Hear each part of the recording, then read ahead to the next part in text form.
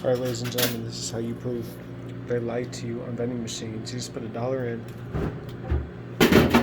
Look at this, $1.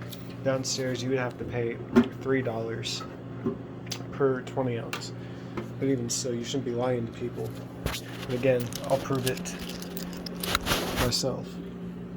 25. It's accepting the quarters, as you can see. Damn it. 50. 75. $1.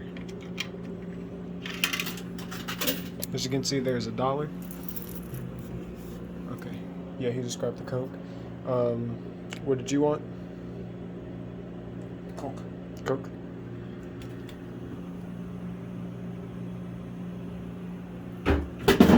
And would you look at that? We got a Coke, a cold Coke.